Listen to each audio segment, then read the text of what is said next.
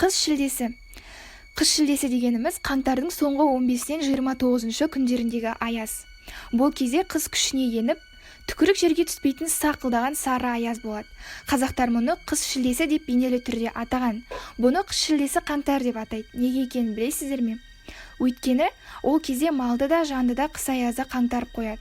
Халық есепшілері болса, үркер мен ай арасындағы бұрыш, тіктөрт бұрыш жасап орналасса, қыс шілдесі уақыты басталады деп есептеген.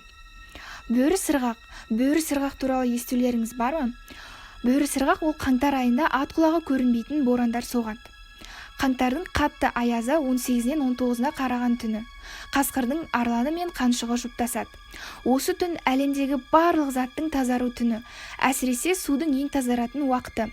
Қасқырлар түнгі 12-ден таңғы 6-ға дейін жұптасады, ұйығады. Көпті көрген көнекөз қариялар қасқырлардың жұптасуына орай қаңтардың осы түнін бөрі сырғақ деп атайды. Сырғақ деуінің себебі қатты соққан бораннан қар үстінде ештеңе тұра алмай сырғанап ұшып кетеді. Ертеде бабаларымыз осы күнгі сумен нәрестені қырқынан шығарып, екі қабат әйелдері жуындырған нәрестелер қасқырдай батыр болады деген. Көшпенді халық болған соң, таңғы 4-5-терде бұлақтың таза суын ішкен қасқырдай жүректі болады деп те ырымдаған. Бұл біздің ата-бабаларымыздан қалған ырым дәстүр. Көк түрікіттің дүниеге келген күні. Қазір Еуропада кино шығарып жатыр.